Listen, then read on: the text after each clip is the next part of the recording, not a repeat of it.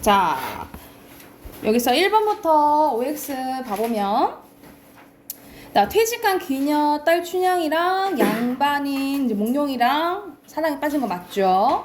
그리고 변사또가 새로 부임하면서 춘향과 몽룡이 이별한 게 아니고, 몽룡이가 과거 시험 보러 이제 떠나간 사이에 이제 변사또가 오게 된 거지. X고요. 그리고 옥에 갇힌 춘향이는 거짓골로 몽룡을 원망했어? 전혀 아니죠. 그리고 4번에 O 맞다라고 보시면 돼요. 자, 85쪽 가볼게. 1번의 내용 일치 문제에 알맞지 않은 것은 3번인데, 자, 잔치 분위기를 고조시키기 위해서 시를 짓자고 한 사람은 운봉이죠. 운봉이고, 또 시를 또 여기서 지은 것은 또 이몽룡이지. 그리고 2번에 적절한 거예요. 편집자적 논평, 서술자가 개입된 부분이죠. 그쵸? 여기는 선생님이 알려줬지? 알맞은 것은 5번이고요. 그리고 3번에 A에 대한 것은 시잖아, 그지? 시에 대한 설명적으로 적절한 것은 여기서는 이거는 대표적인 사또를 디스하는 시잖아, 그죠? 그래서 미리 막 알려주는 거잖아. 야, 너 곧 혼날 거야? 라는 거. 2번이에요. 그리고 4번 가볼게. 4번에 적절하지 않은 거. 여기서는 크게 갈등이 느껴지지는 않아요. 알맞지 않은 것은 1번이고요. 그리고 5번의 내용 일치 문제 알맞지 않은 것은 3번입니다. 3번이고. 그리고 6번에는 친절하게 이렇게 한자성어에 대한 풀이 나와 있죠. 그죠? A에 대한 상황은 막 지금 난리 나갖고 막 도망간 상황이잖아요. 그지? 적절한 것은 2번이죠. 그리고 89쪽 가볼게. 89쪽에 여기서는 비범한 능력이란지 뭐 비현실적인 것이라든지 뭐 조력자든지 이런 거 안 나와요. 그래서 해당하는 것은 미음 비읍 3번이고요.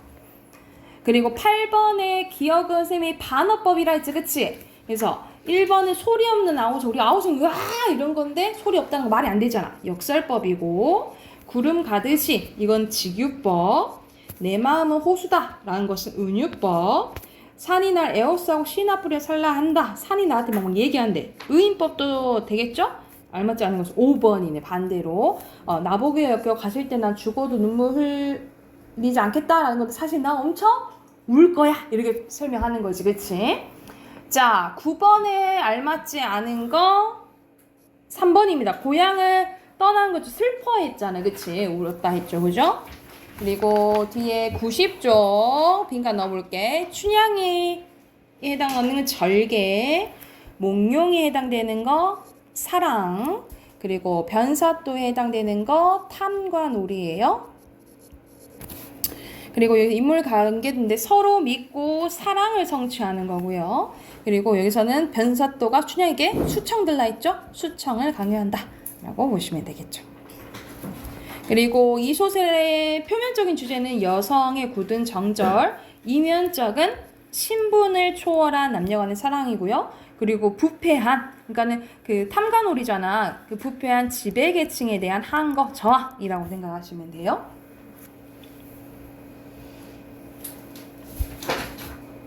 이해가 됐을까요? 그러면 오늘 할 부분은 92쪽이에요. 92쪽에 사시남정기라는 이제 소설인데 여기에 배경은 왕을 누구로 생각하면 되냐면 숙종.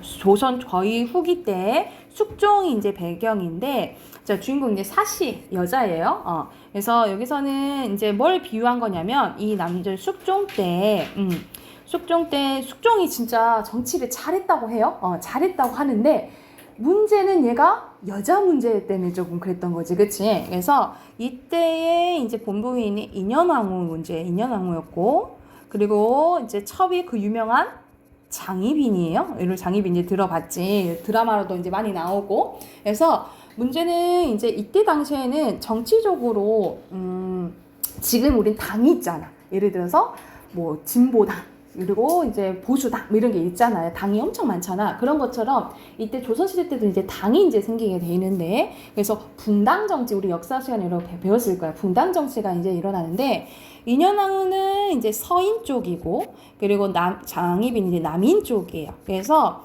이 누가 이제 집권을 따라 뭐 여기에서 이제 집권하느냐에 따라서 이제 완전 시소로 왔다 갔다 한다라고 생각하시면 되는데, 처음에는 이제 인현왕후가 있을 땐 당연히 서인이 힘이 이제 셌겠죠, 그치? 그런데 이제 장희빈이 이제 첩이 되면서 이제 바뀌게 되는 거죠. 그래서 여러분 이제 스토리를 전체적으로 알겠지만은 장희빈이 아들을 낳게, 인현왕후는 이제 아들을 이제 못 낳고, 이때 장희빈이 아들을 낳게 됐는데, 이게 이 장희빈의 아들 후에 숙종 다음에 경종이 돼요. 경종이 돼. 근데 장희빈이 이제 자기가 아들도 낳고 하니까는 희빈의 만족을 못하는 거죠. 더 욕심이 생기는 거야. 그래서 인현왕후를 이제 뭐 저주를 해요. 자기가 저주를 해놓고 오히려 인현왕후가 자기를 모함했다 이런 식으로 이제 거짓부렁을 막 하는 거지. 그래서 결국 인현왕후가 뭐 하게 돼?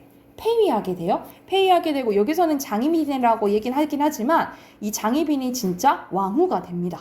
진짜 중전이 돼요. 중전이 됐다가 나중에 이 장희빈이 했던 나쁜 짓들이 다 드러나게 되는 거지. 그래서 장희빈이 사약을 받게 되고 죽게 되고, 그래서 뭐 이 경종이 어렸을 때여가지고 경종이 자기 엄마가 이제 죽은 걸 봤다고 해요. 그래가지고 그 이후로 조금 몸이 쇠약해져가지고 일찍 이제 죽게 됐다. 뭐 이런 이제 말도 있긴 한데, 그래서 이때를 이제 비유해가지고 쓴 게 김만중의 사시남전기라고 보시면 돼요. 그래서 사시는 누구에 해당되냐면 이제 인현왕후에 해당된다라고 보면 돼. 그래서 이렇게 여자한테 휘둘려가지고 당한 것에 대해서 이제 비유한 말인데, 전체적인 스토리 보고 본문만 봐볼게요. 전체적인 스토리 봤을 때, 자, 명나라 유명한 윤사 유현이라는 사람이 느지막의 아들 연수라고 이제 얻게 되는데, 이 연수는 15세의 과거를 급조해서 한림 박사가 됩니다. 그래서 유한림이라고 나와요. 자, 그래서 유한님이 덕선과 제덕을 겸비한 사시와 혼인을 한 후에도 9년 동안 아기가 없는 거야. 그래서 이 사시는 엄청 지고지는 사람이고 전통적인 이제 여성상인 거지. 그래서 첩을 얻어서 후사를 이을 거로 권해요. 사시가 직접. 그래서 교씨라는 이제 첩을 이제 맡게 되는데, 그러니까 사시가 인현왕후라면 교씨가 장희빈에 해당되는 거지. 그래서 아들 장주를 얻게 됐는데, 근데 여기서는 또 얼마 지나지 않아서 사시가 거의 10년 만에 아들을 갖게 된 거야. 그래서 이날에 이제 낳게 돼요. 그래서 사시가 아들을 낳자 교씨 입장에서는 뭐야? 자기는 아들이 있으니까 그나마 좀 떵떵거리면 인정받아 살았는데, 이제 본처에 이제 자식이 있으니까, 교씨의 자식은 서자잖아, 그치? 서자고 이제 본처의 자식은 이제 적자잖아요. 이때는 적서 차별이 있었다라는 거야. 그래서 자기 서자는 막 그 제대로 된 벼슬 과거도 못 보고 이런 이제 차별 제도가 있으니까, 자기 아들을 이제 생각하면은 누굴 모함해야 되는 거야? 사실은 이제 모함해야 되는 거예요. 그래서 원래 이제 그래서 결과적으로 사실을 내쫓고 교씨가 이제 정실 부인이 됩니다. 그래서 쫓겨난 사씨는 시부모의 묘소 인근에 머물다가 묘의 도움을 이제 받아서 절에 지내게 되는데, 자, 교씨는 하인들을 혹독하게 대하고, 얘는 또 유한님을 만족하지 못해요. 또 다른 남자 동청과 간통하게 됩니다. 그래서 유한님이 지난 일을 의심하자 교씨와 동청은 오히려 이 엄승상이라는 사람을 찾아가서 자기 남편은 유한님을 모함하는 거죠. 유한님 아예 버리는 거야. 그래서 유한님은 유배되고 교씨는 동청을 따르게 되는데, 이 지방관이 된 동청은 백성들을 이제 괴롭히게 됩니다. 그때 당시 이제 태자 책봉 경사로 유한님이 유배에서 벗어나게 되고 그간의 사실을 다 알게 돼요. 그러니까 교씨가 이렇게 모함을 해서 사실을 내쫓고 이런 걸 다 알게 된 거야. 그래서 유한님은 동청을 보낸 관졸들의 공격으로 죽을 위기에 처하나 마침 나타난 사시가 이제 도움을 주게 돼요. 사시의 도움을 받는 거지. 그리고 황제가 엄승상의 간악함을 깨달아 그를 내쫓고, 동청도 학정을 일으켜서 이제 처형되게 됩니다. 그래서 나중에 고향에 돌아온 유한림은 동청이 죽은 뒤에 교씨를 잡아 죄를 묻고 교씨를 처형하고 나중에 사시와 행복하게 살았다라고 이제 얘기를 드는 거예요. 그래서 이 이야기는 이제 이 처첩 간의 갈등과, 그리고 이제 아무래도 그 왕을 약간 비판하는, 왕을 약간 비판하고 여자들로 인해서 막 정권이 왔다 갔다 하는 거잖아, 그치? 그거에 대해서 이제 비판하는 소설이라고 생각하시면 돼요. 그러면 본문 좀 자세히 가볼게요. 94쪽 가보자. 자, 94쪽 보면은 자, 여기서는 이제 유한님이랑 이 사씨랑 막딱 이제 결혼하는 이제 장면이 나와요. 봐볼게.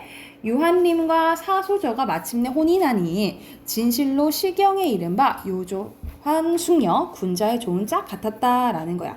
다음날 패백을 받들고 소사께, 소사는 이제 유한님의 아버지, 유한님의 아버지, 시아버지 뭐 생각하면 되겠죠?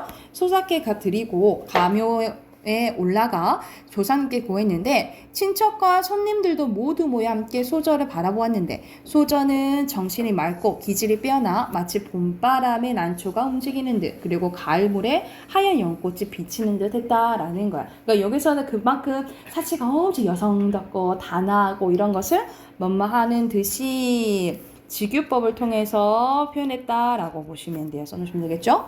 행동거지가 모두 법도에 조금도 어긋나지 않으니 모든 사람이 소저를 칭찬하고 소사에게 축하의 말을 전했대요. 이후 이제 소사가 신부를 마루에 오르게 했는데 일찍이 관음찬을 보니 재주가 뛰어난 걸 알겠더구나. 다른 작품도 분명 적지 않을 테지 하면서, 그러니까 이제 이 사씨가 쓴 작품을 보고 이제 감탄을 한 거예요. 이 시아버지가. 그랬더니 뭐라고 하냐면 사씨가 붓을 눌려 글을 쓰는 일은 여자에게 마땅한 바가 아닙니다. 이때 당시엔 조선시대잖아. 글 쓰고 글 배우고 이건 누구의 일? 남자 일이라고 본 거야. 근데 자기는 타고난 자질이 노도나 일찍이 진시가 없습니다. 겸손한 거죠, 되게.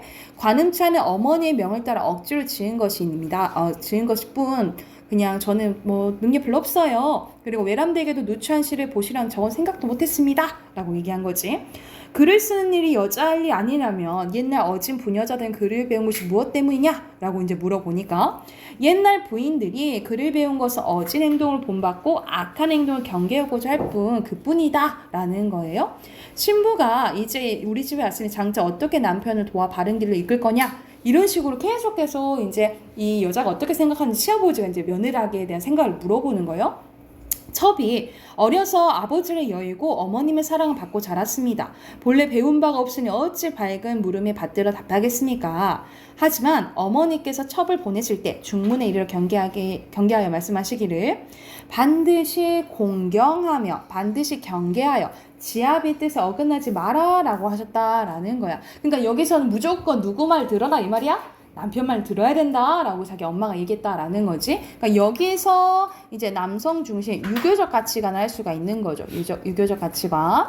그리고 약간의 이제 남성 위주잖아. 가부장적 사고방식을 알 수가 있는 거죠. 그러니까 무조건 남자 말 들어야 돼. 이렇게 엄마가 얘기를 시집 보내면서 얘기를 했다라는 거죠. 근데 지금은 요즘 다르잖아. 지금은 누구 말 잘 들으라 해. 아내 말 막 잘 들으라 막 이렇게 하죠. 그러니까 이런 식으로 이제 시대별로 이제 가치관이 달라지는 거지.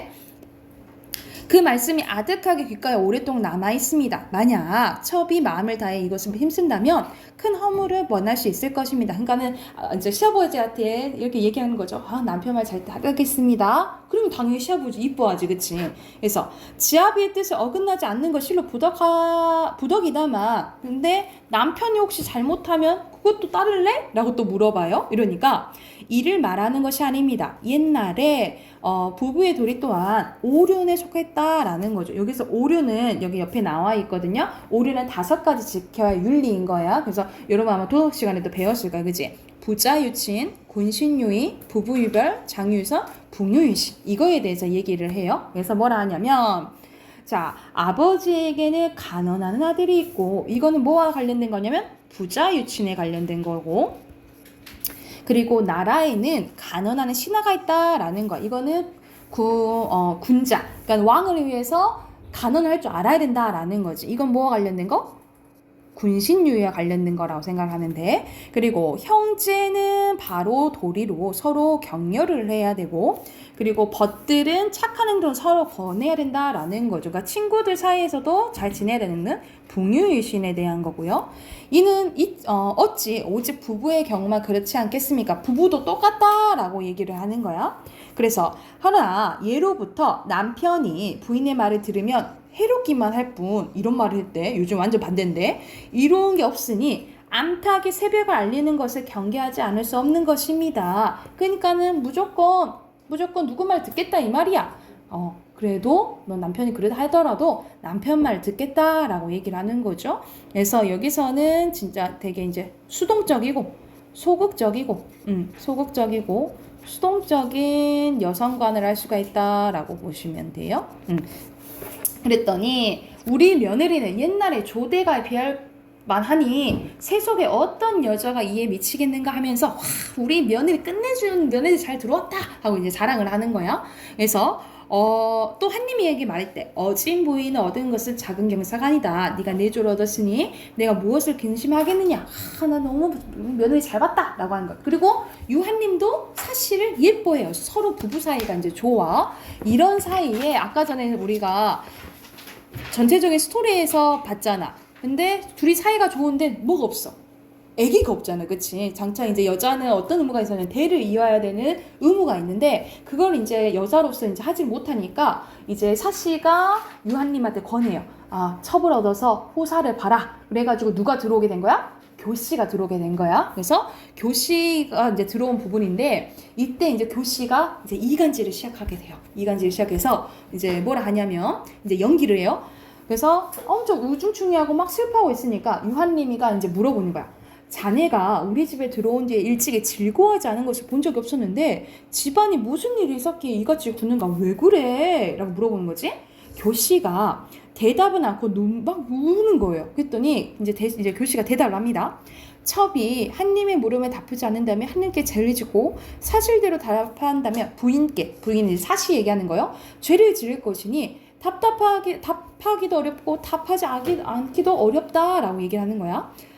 그럼 자네를 내가 안 혼낼 테니까 얘기해봐봐 라고 하니까 뭘 하냐면 첩이 속된 노래와 비루한 음악으로 군자의 귀를 더럽혔다라는 거야. 그러니까는 이제 얘는 첩이고 이러잖아. 그러니까 보통 이런 애들이 교태랑 아양 이런 것들이 있을 거 아니야. 그래서 한님 위해서 막 노래 부르고 아양 뜨고 막 이랬었어. 근데 그 모습이 이제 사씨가 보기에는 좋기도 한데 그래도 조금 남편 생각하고 이제 소문들 막 이런 거 날 거 아니야. 그래서 조금 자중해라라는 이제 의도로 이제 사씨가 교씨한테 한마디 했어요. 근데 이것이 이제 부풀려가지고 이제 남편한테 얘기를 하는 거야.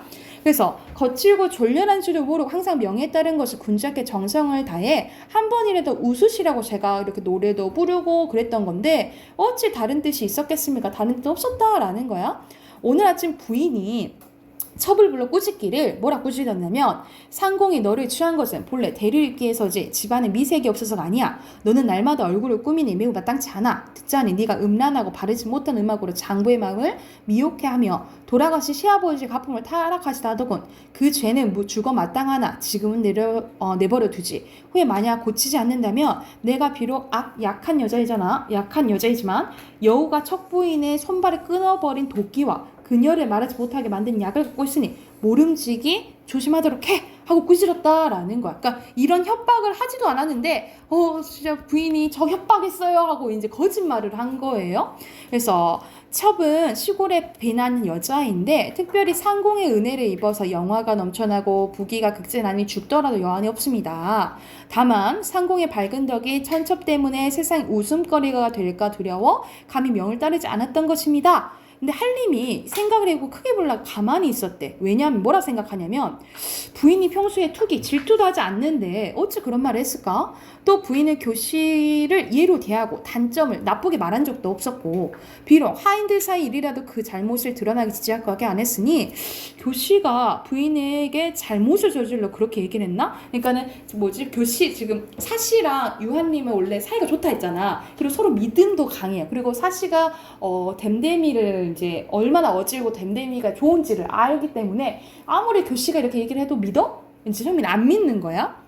그래서 이유를 알 수 없어 얼마 동안 생각하다 교씨를 불렀대. 내가 자네를 취한 것은 부인이 권했기 때문이네. 일찍이 부인이 자네에 대해 나쁜 말 하는 것을 못 들었으니 반드시 이 밑에 있는 사람들이 참원에 있어서 한순간 노기를 이기지 못한 것일게야. 비록 그런 말이 있더라도 본성이 온하여 자네를 해하려는 마음이 없을 것이니 의심 말게. 설사 하여라 한들 내가 있는데 어찌 그러겠냐 라고 하니까 교씨가 네, 겉으로는 이제 네, 알겠습니다 라고 얘기했는데 속으로는 엄청 분한 거지.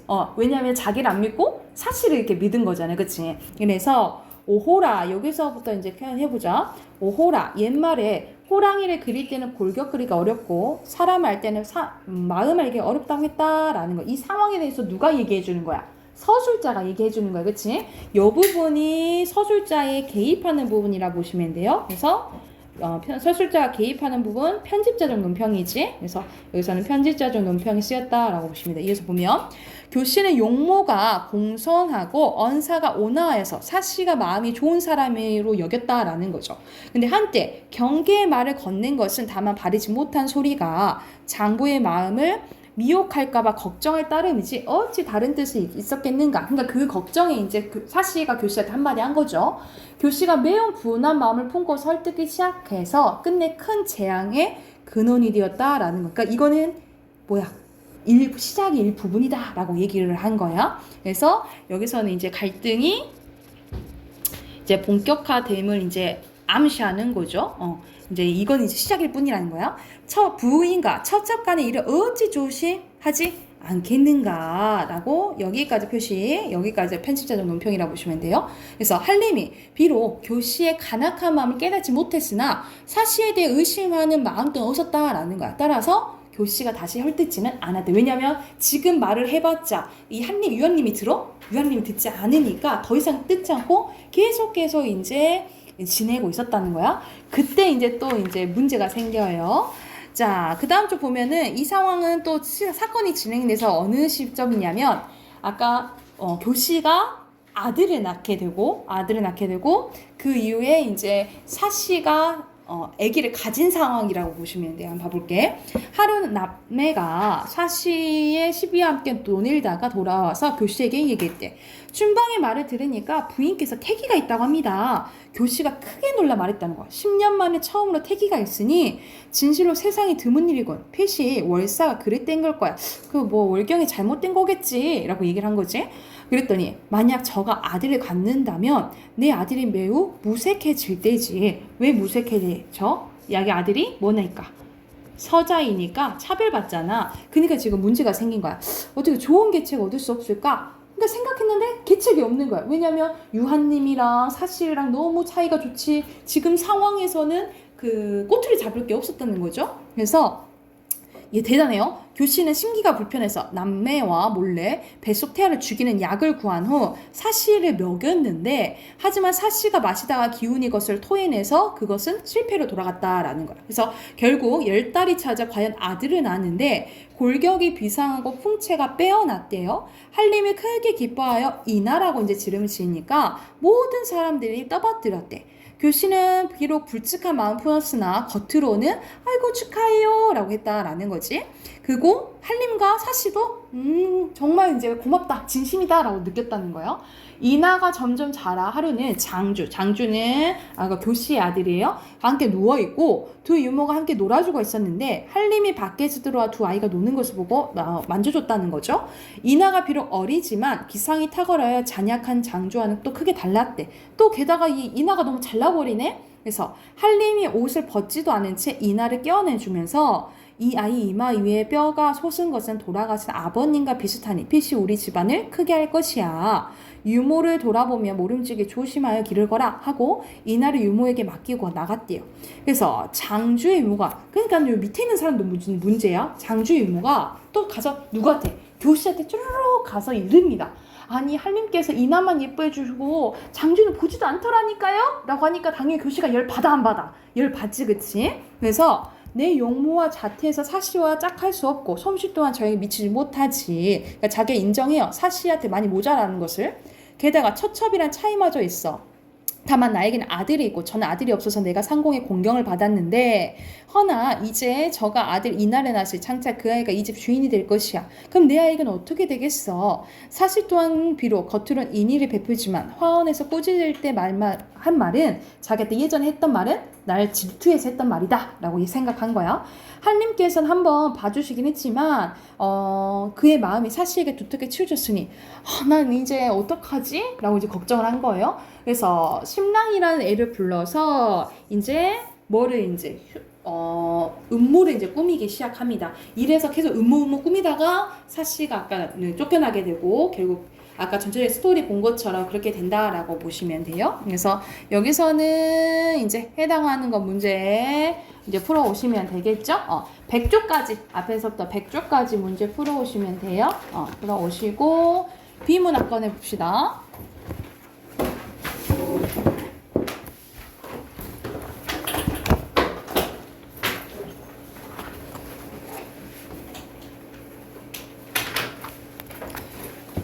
선생님 이거 2개 풀어오라 했니? 1개 풀어오라 했니? 1개 풀어오라 했니? 유연아 풀었어? 응. 선생님 1개 풀어오라 했니? 2개 풀어오라 했니? 기억이 안 나냐? 1개 풀어오라 했어? 1개 풀어오라 했구나. 71조까지 풀어오라 했구나. 쟤는 다 풀어버렸지. 그냥 가만히 보자. 자, 여기서는 이제 금리에 대해서 나와요. 여러분, 지금은 여러분이 이제 돈을 모을 때는 그냥 모으잖아. 예를 들어서 통장에 이렇게 넣어 놓잖아. 근데 이제 나중에 이제 벌이가 선생님처럼 이제 사회생활하고 벌이를 하게 되면은 이제 뭐를 생각해야 되냐면 금리를 이제 생각을 해야 돼요. 왜냐면 저축할 때도 필요하지만 우리가 대출, 돈을 빌릴 때도 이제 금리에 대해서 생각하게 되는데 요즘 많이 들었지. 금리가 많이 올랐다고 이제 들었죠. 그래서 이제 금리도 또 종류가 있어요. 그래서 자기 상황에 맞게끔 해가지고 이 저축을 하거나 아니면 대출을 하거나 이래야 된다라는 거죠. 그래서 여기서 금리에 대한 설명인데, 그러니까는 그렇게 생각하시면 돼요. 여러분 적금 차이와 예금 차이 알아요? 네. 오, 진짜? 적금이랑 예금 차이 뭐야? 적금은 돈 넣는 거예요. 더 넣는 거. 예금은? 모르겠어요. 예금 안 넣으면 죄송합니다. 예금은 예를 들어서 돈을 아예 한 번에 맡겨놓는 거 생각하시면 돼요. 그러니까 예를 들어서 내가 목돈이 있어. 내가 가지고 있는 목돈이 있으면 그것에 대해서 맡겨놓는 걸 예금이라고 생각하시면 돼요. 정기예금. 예를 들어서 내가 1,000만 원 있어. 그러면 1,000만 원을 1년을 맡기는 거지. 그러면 1년에 대한 이자가 나오는 게 이게 이제 정기예금이라고 보시면 되고, 적금은 달달이 모으는 걸 생각하면 돼요. 그래서 목돈을 만들고 싶을 때 이제 드는 게 적금이라고 생각하면 돼요. 그래서 설정할 수가 있는 거지. 내가 1년 동안 넣겠다. 아니면 2년 동안 넣겠다. 그래서 그거에 대한 이제 이자가 이제 예시로 하나 나오는데 한번 같이 한번 봐봅시다. 자, 첫 번째 문단부터 보면 금리는 이자 금액의 원금을 나눈 비율로 같은 말로 뭘 한다는 거야? 이자율이라고 한다는 거지. 그래서 비슷한 말을 생각하시면 돼요. 자금의 수요자에게 자금을 빌린 대가로 지급하는 비용이 발생하며 공급자에게는 현재의 소비를 희생한 대가로 이자 수익이 생기게 되는데, 이런 식으로 금융시장에서 금리는 어떤 역할을 하냐면 자금의 수요자와 공급자를 연결시키는 역할을 합니다. 이게 금리의 역할이라고 생각하시면 돼요. 자, 금리는 일반적으로 명목금리와 실질금리로 구분하는데, 명목금리는 금융자산의 액면금액에 대한 금리며, 그리고 실질금리는 물가상승을 감안한 금리로 명목금리에서 그 물가상승을 빼면 알 수가 있다라는 거야. 그래서 여기서는 명목금리와 실질금리에 대한 설명 나오죠. 물가 상승률이 높아지면 돈의 실제 가치인 실질금리는 낮아지고, 물가 상승률이 낮아지면 실질금리가 높아지게 됩니다. 그래서 예를 들어 예시 나오네요. 1년 만기 정기 예금의 명목금리 6%인 1년인데 1년 사이 물가가 7% 올랐다면 마이너스 1%로 손해가 본다라는 거예요. 그래서 이 물가 상승률이 되게 중요하다는 거죠.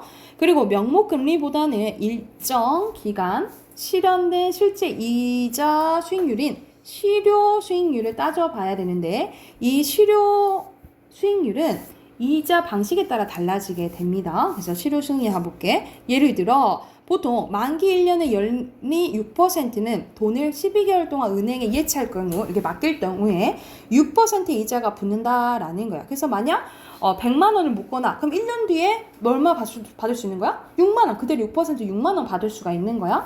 그런데 매월 일정의 불입의 목돈을 만드는 정기적금의 계산법은 다르다라는 거죠. 그래서 정기적금은 첫째 달에 만약 10만 원을 만기에 12개월 분에 6% 이자가 붙지만 둘째 달에 달에 넣은 10만 원 있죠. 이거는 11개월에 이자 5.5%만 받는다 이 말인 거야. 그래서 돈의 예치 기간을 주면 이자도 줄여 실효 수익률이 3.9%에 불과하대요. 그래서 나는 선생님을 처음에 그랬다? 진짜 못 모르고 그때 적금이나 예금 들 때 적금을 드는데 적금이 예를 들어서 이자가 3%래. 근데 선생님 3% 나중에 3% 나오겠지? 계산했을 거 아니야. 그러면은 100만 원 했으면 3만 원이 나와야 될 거 아니야. 근데 3만 원이 아닌 거야. 근데 그러니까 이자 이렇게 적용하는 비율이 달라서 금액이 이제 달라지는 거죠.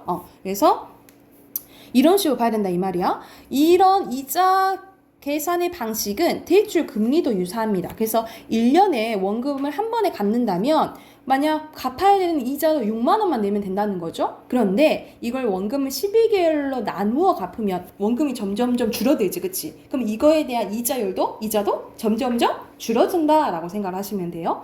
또 예금이나 적금 기간이 길어서 이자를 여러 번 받는다면 매번 지급된 이자가 원금이 되어서 이자가 붙는 봉인지, 원래 복리가 좋아요. 왜냐면 이자에 붙으니까. 아니면 원금에 대한 이자가 붙는 달리인지도 봐야 된다라는 거죠.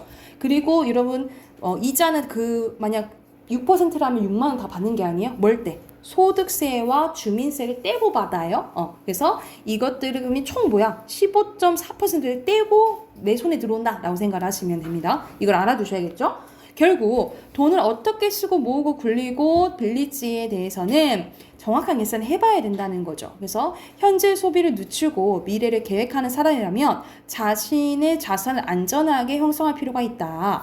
금리에 대한 정확한 이해와 계산이 현재 소비와 미래를 결정하는 중요한 요인이니까 여러분 잘 알아야 된다라는 거예요. 그래서 선생님이 예전에는 이런 금리 같은 거 별로 신경 안 썼거든요. 왜냐면은 선생님은 약간 선생님 개인사를 얘기를 하자면 지금 선생님 부모님이랑 같이 살고 있거든요. 부모님이랑 같이 살아서 크게 그 집에 대해서 나갈 돈들이 없잖아.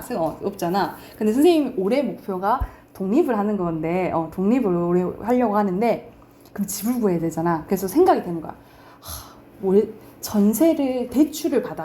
대출을 받아 요즘에는 전세도 너무 비싸니까 대출을 받아서 전세를 구할까 아니면 그냥 월세를 내면서 월세를 구할까 하고 이제 고민을 했는데 지금도 금리가 높아서 예전에는 그냥 대출 받아야지 이렇게 생각했거든요.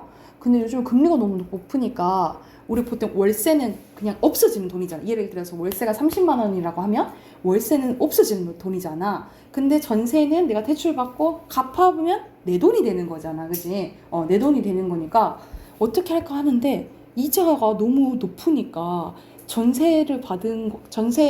대출을 받아서 이자를 갚는 거나 월세 나가는 거나 크게 별로 다르지 않는 거야. 그래서 고민이 되더라고요. 그래서 이런 현실적인 거에 대해서 아는 게 사실 예전에 이런 거 잘 몰랐는데 이제 선생님도 나이가 들어가는 느낌이랄까? 이런 것도 이제 알아야 돼. 또 그리고 여러분도 이제 나중에 또 알아야 되는 부분이잖아. 미라면 좋겠죠? 여러분은 집안 분위기에 따라 다를 것 같아요. 요즘에는 20살만 되면 성인 되면은 너 가서 알아서 살아라 하고 내쫓는 집 부모님도 있다고 그러시더라고.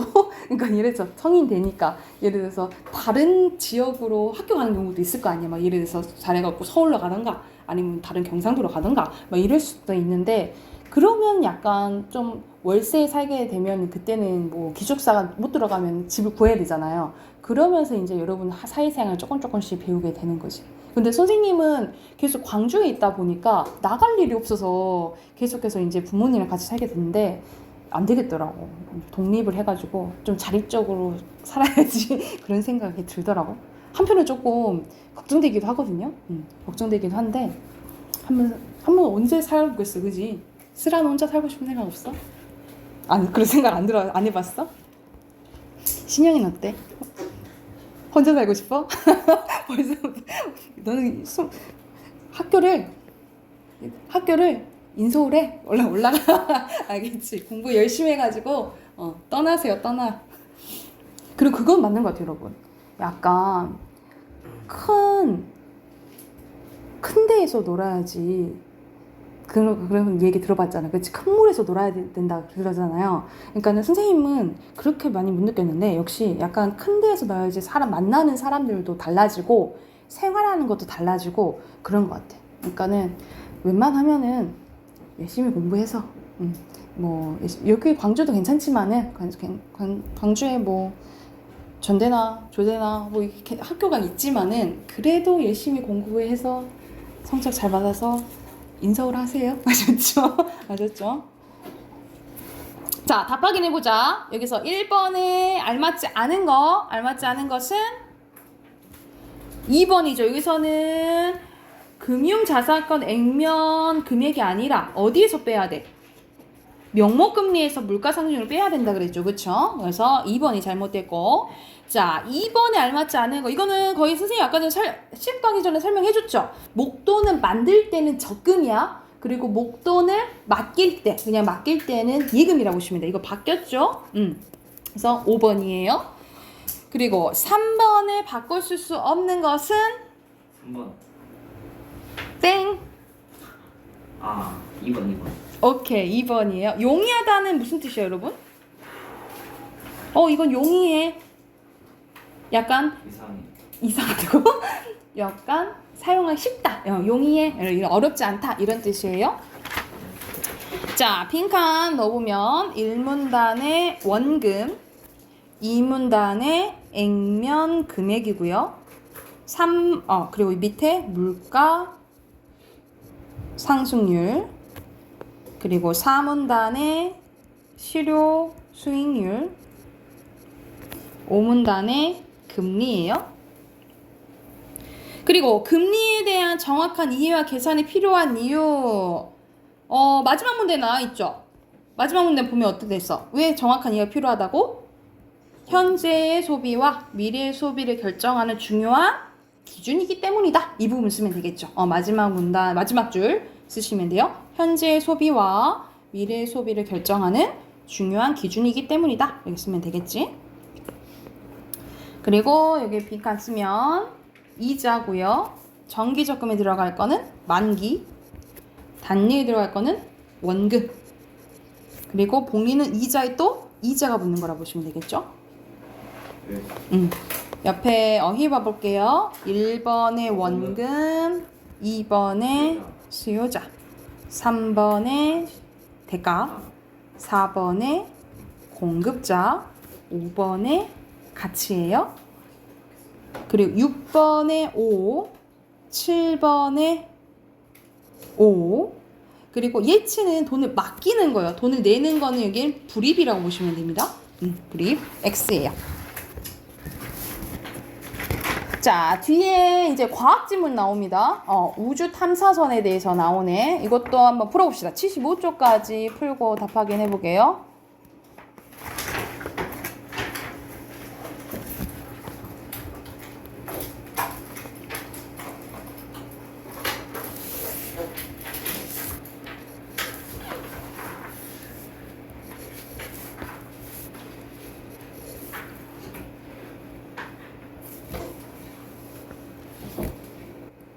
탐사선이 공전하는 행성에 접근하여 중력의 영향권의 중력장에 진입할 때는 행성의 공전 방향과 탐사선의 진입 방향이 달라서 그렇게 영향을 안 준다 이 말이야. 그치? 그래서 첫 번째는 이 공전 방향을 봐야 된다는 거죠.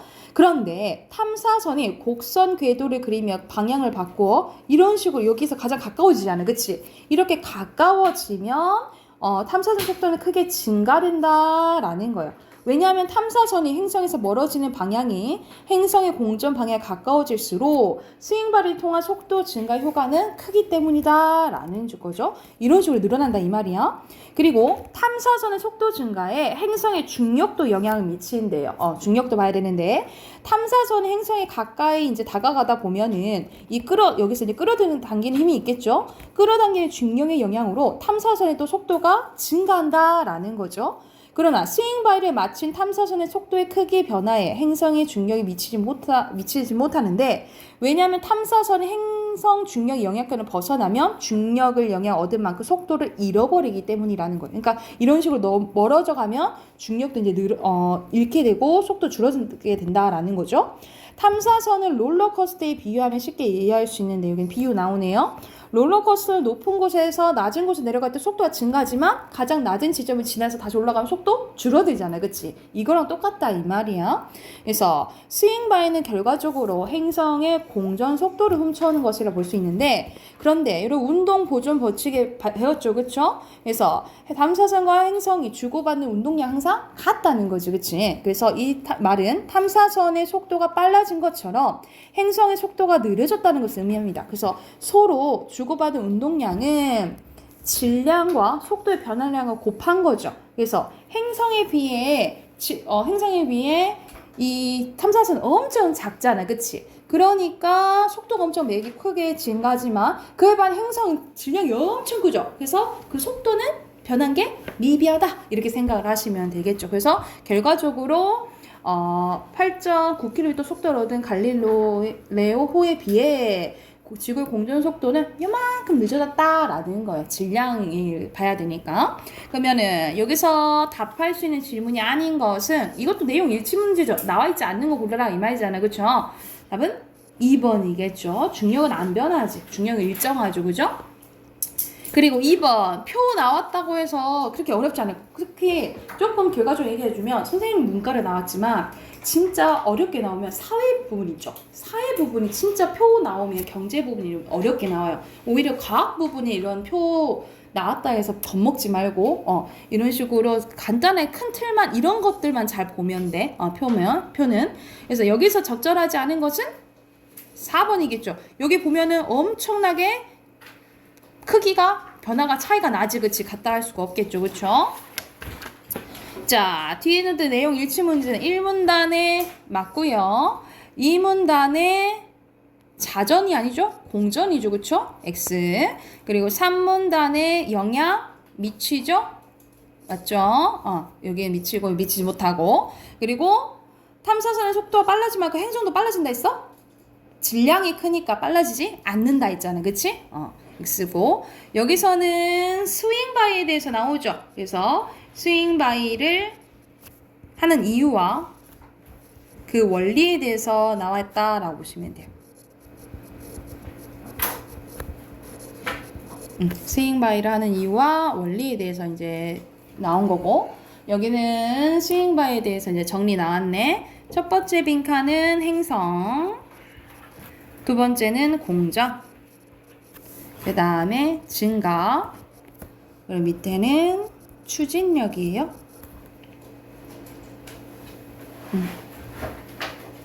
됐으면 75쪽 순서대로 도달, 추진력, 그리고 중력장, 공전, 그리고 행성이에요. 이거 밑에는 이렇게 표시하시면 되겠죠. 이거는 내일 숙제 없고 이어서 내일 하겠고요. 문법 채점합시다. 문법 숙제 있었죠?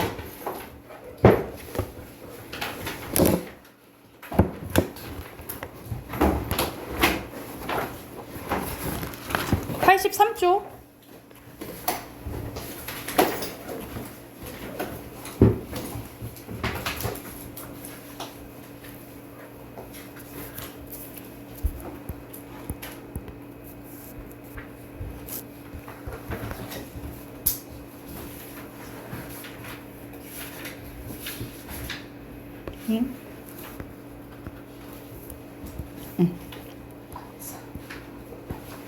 자, 답 확인해 볼게요.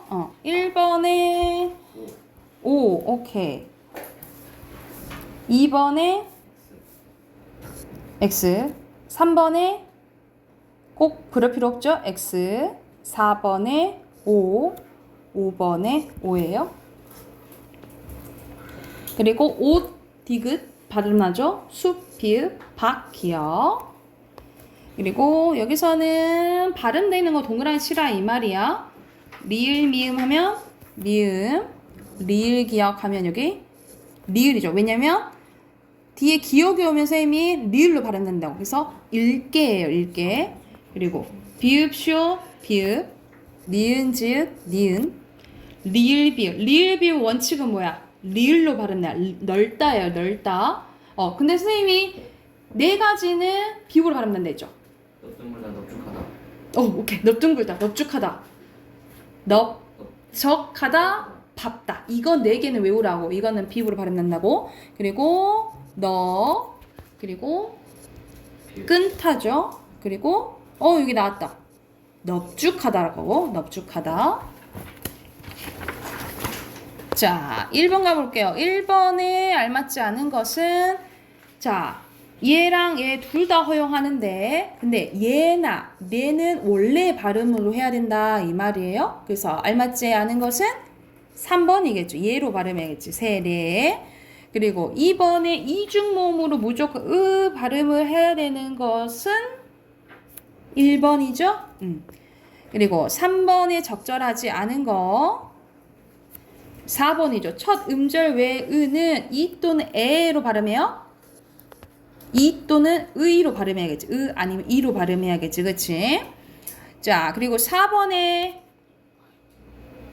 늙고 옮기는 밟고 수탉이네요. 그죠? 그리고 싫다죠? 싫다고. 5번 갈게요. 5번에 두 가지로 사례로 제시할 수 없는 것은 이거는 하얗게. 그러니까는 이건 축약되는 거 얘기하는 거죠. 하얗게. 이것도 축약이네요.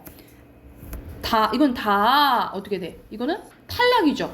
틀리네. 2번이네요. 다는 다 축약된다라고 보시면 되고 6번에 올바르게 설명하는 거 이것은 낳느냐 되죠. 낳느냐 이렇게 되는 거고 그리고 쌓아 그리고 노치죠. 노치 그리고 옳은 이렇게 되죠. 옳은 답은 5번이네요. 그리고 다른 것은 막다 맑고 막소 막지 막던 2번이네요. 뒤에 기억이 있으면 리을로 발음된다고. 그리고 8번에 올바르게 나타낸 거 이거 무조건 의견이야. 올소죠. 올소 넓적한 무릎 그리고 찌었다죠. 찌었다 탈락하지. 찌었다예요. 자 넘기면